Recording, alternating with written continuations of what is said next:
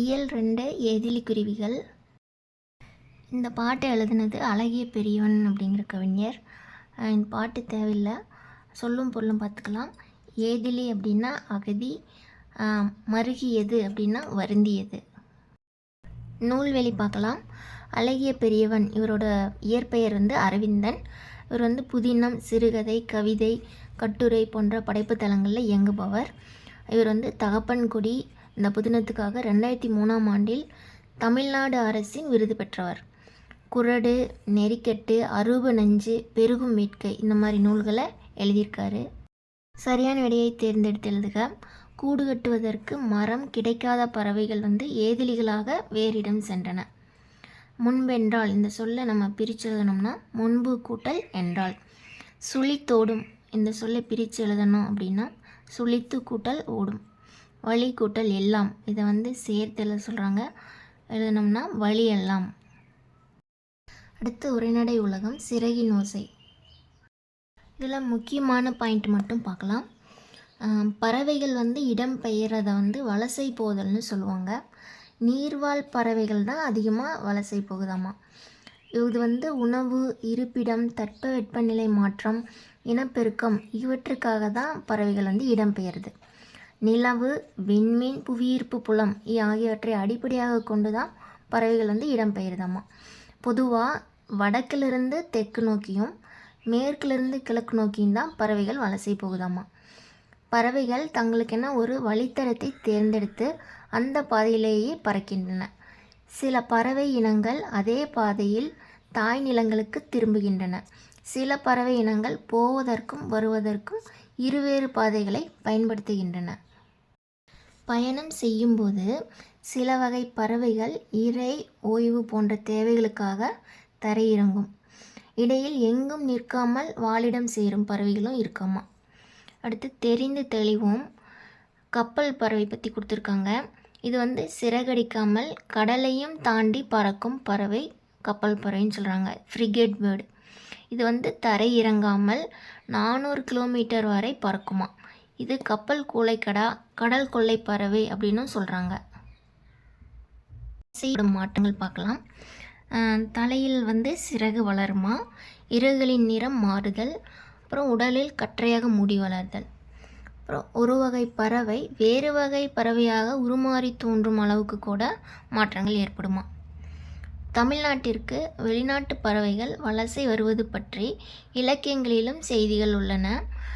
ஏறத்தாழ 1500 ஆண்டுகளுக்கு முன்பு வாழ்ந்த சத்திமுத்த புலவர் நாராய் நாராய் செங்கால் நாராய் என்னும் பாடலை எழுதியிருக்காரு. அந்த பாட்டில் தென்திசை குமரி ஆடி வடதிசைக்கு ஏகுவீராயின் என்னும் அடிகள் பறவைகள் வலசை வந்த செய்தியை குறிப்பிட்டிருக்காரு.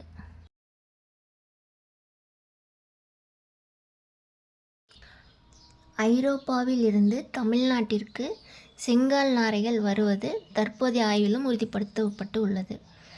வெளிநாட்டு பறவைகளுக்கும் புகலிடமாக திகழ்கிறது தமிழ்நாடு. தற்போது வெகுவாக அழிந்து வரும் பறவை இனம் எது என்று உங்களுக்கு தெரியுமான்னா அது சிட்டுக்குருவி. உருவத்தில் சிறிய இந்த பழுப்பு நிற பறவையை பார்த்த உடனே ஆண் பெண் வேறுபட்ட நம்ம தெரிஞ்சுக்கலாம். எப்படின்னா ஆண் குருவியோட தொண்டை பகுதி கருப்பு நிறத்தில் இருக்கும், உடல் பகுதி அடர் பழுப்பு நிறத்தில் இருக்குமா. பெண் குருவியின் உடல் முழுவதும் மங்கிய பழுப்பு நிறத்தில் இருக்கும். சிட்டுக்குருவி கூடு கட்டி வாழும் பறவையினத்தை சார்ந்தது. கூடு கட்டும் காலங்களில் சத்தமிட்டு கொண்டே இருக்குமா. கூடு கட்டிய பின்னால் 3 முதல் 6 முட்டை வரை இடும். 14 நாட்கள் அடை காத்துட்ருக்கும். அப்புறம் 15ஆம் நாள் குஞ்சுகள் வெளிவரும்.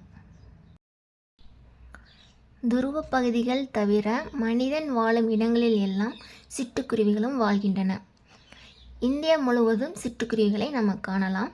இமயமலை தொடரில் 4000 மீட்டர் உயரத்தில் கூட இவை வாழ்கின்றன. இது தானியங்கள், புழு பூச்சிகள், மலர் அரும்புகள், இளந்தளிர்கள், தேன் போன்றவை சிட்டுக்குருவிகளின் உணவாகும். சிட்டுக்குருவிகளின் குஞ்சுகள் பெரும்பாலும் புழு பூச்சிகளை தான் உட்கொள்ளுமா. அதனால் தாய்க்குருவி புழு பூச்சிகளை பிடித்து தம் குஞ்சுகளுக்கு ஊட்டிவிடும். சிட்டுக்குருவியின் வாழ்நாள் 10 முதல் 13 வருஷம் வாழுமா. சிட்டுக்குருவி உருவத்தில் சிறியது, ஆனாலும் வேகமாக பறக்கும். அதனால தான் விரைவாக செல்றவங்க சிட்டாய் பறந்து விட்டான் அப்படின்னு சொல்கிறாங்க.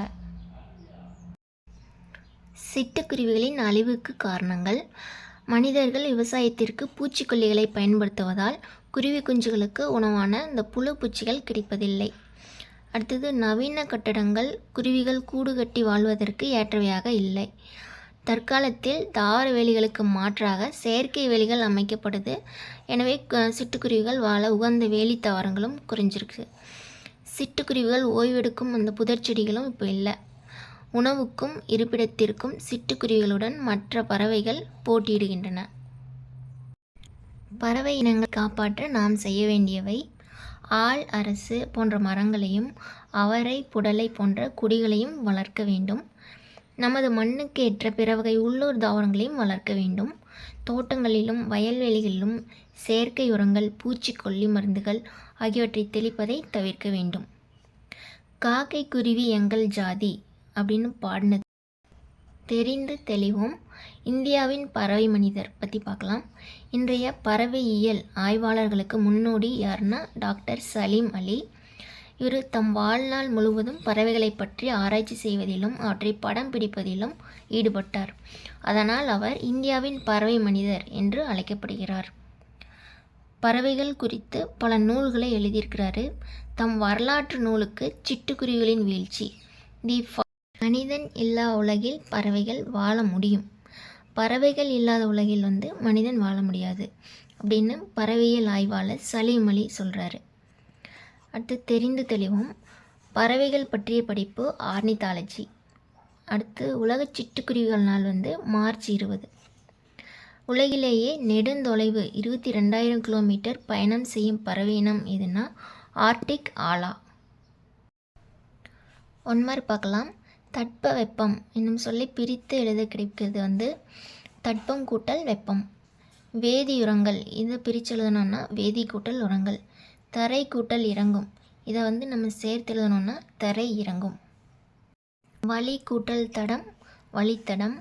சிட்டுக்குருவி வாழ முடியாத பகுதி துருவ பகுதி. மிக நீண்ட தொலைவு பறக்கும் பறவை ஆர்டிக் ஆலா. பறவைகள் வலசை போவதை பற்றி பாடிய தமிழ் புலவர் சத்தியமுத்த புலவர். பறவைகள் இடம் பெயர்வதற்கு வலசை போதல்னு சொல்லுவோம். இந்தியாவின் பறவை மனிதர் டாக்டர் சலீம் அலி. பறவைகள் வலசை போக இதில் முக்கியமானது பார்த்துக்கலாம். கிழவனும் கடலும், தி old man and the C எனும் ஆங்கில புதினம் தமிழில் மொழிபெயர்க்கப்பட்டு படக்கதையாக இங்கு சுருக்கி கொடுத்துருக்காங்களாமா. இந்நூல் 1954ஆம் ஆண்டு நோபல் பரிசு பெற்றது. இந்நூலின் ஆசிரியர் எர்னஸ்ட் ஹெமிங்வே. இது மட்டும் போதும். இலக்கணம். முதல் எழுத்தும் சார்பெழுத்தும். எழுத்துக்கள் 2 வகைப்படும். ஒன்று முதல் எழுத்து, இன்னொன்று சார்பெழுத்து.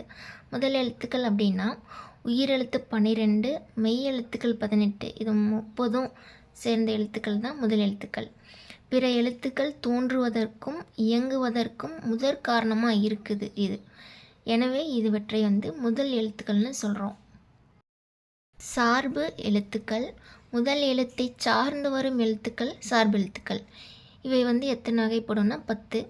உயிர்மை, ஆயுதம், உயிரளபடை, ஒற்றளபடை, குற்றியலுகரம், குற்றியலுகரம், ஐகார குறுக்கம், ஔகார குறுக்கம், மகர குறுக்கம், ஆயுத குறுக்கம். உயிர்மை.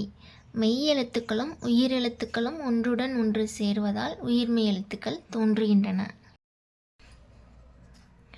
உயிர்மெய் எழுத்தின் ஒளி வடிவம் மெய்யும் உயிரும் சேர்ந்ததாக இருக்கும். வரி வடிவம் மெய்யெழுத்தை ஒத்திருக்கும். ஒலிக்கும் கால அளவு உயிரெழுத்தை ஒத்திருக்கும். முதல் எழுத்துக்களை சார்ந்து வருவதால் இவை சார்பெழுத்து வகையுள் அடங்கும். அடுத்து, ஆயுதம். 3 புள்ளிகளை உடைய தனித்த வடிவம் பெற்றது.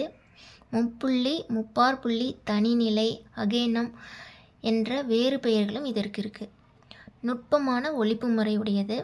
தனக்கு முன் ஒரு குறில் எழுத்தையும் தனக்கு பின் ஒரு வல்லின உயிர்மெய் எழுத்தையும் பெற்று சொல்லின் இடையில் மட்டும்தான் இது வரும். இது தனித்து இயங்காது. முதல் எழுத்துக்களாகிய உயிரையும் மெய்யையும் சார்ந்து இயங்க பொருத்தமான சொல்லை தேர்ந்தெடுத்துள்ளுக. பறந்து விரிந்து இருப்பதால் கடலுக்கு பறவை என்று பெயர். இந்தரா வந்தால் அது பறவை, பறக்கிற பறவை. இது கடல். இலக்கிய மன்ற விழாவில் முகிலன் சிறப்பாக உரை ஆற்றினார். இந்த வரும். அடுத்து, முத்து தம் பணி காரணமாக ஊருக்கு சென்றார். இந்த 3 சொல்லி நீ வரணும். கலைமகள் தனது வீட்டு தோட்டத்தை பார்க்க வருமாறு தோழியை அழைத்தாள், கூப்பிட்டா அப்படின்னா இந்த சிறப்பு லகரம் வரணும். அகதி என்னும் பொருள் தரும் சொல் ஏதிலி. முதல் எழுத்துக்களின் எண்ணிக்கை 30. பறவைகள் இடம்பெயர்தலை வலசை போதல்னு சொல்லுவோம். சத்திமுத்த புலவரால் பாடப்பட்ட பறவை செங்கால் நாரை. ஆயுத எழுத்தோட வேறு பெயர் தனிநிலை. அடுத்து கலைச்சொல் பார்க்கலாம். கண்டம் காண்டினென்ட், வலசை மைக்ரேஷன், தட்ப வெப்பநிலை கிளைமேட், புகலிடம் சாங்சுவரி, வானிலை வெதர், புவியீர்ப்பு புலம் கிராவிடேஷனல் ஃபீல்டு. அடுத்து அன்புடைமைங்கிற அதிகாரம் மட்டும் பார்க்கலாம். இதில் சிலபஸில் தான் இருக்குது. அன்பிலார் எல்லாம் தமக்குரியர், அன்புடையார் என்பும் உரியர் பிறர்க்கு. அப்படின்னா அன்பு இல்லாதவர் எல்லா பொருளும் தமக்கே அப்படின்னு சொல்லுவாங்க.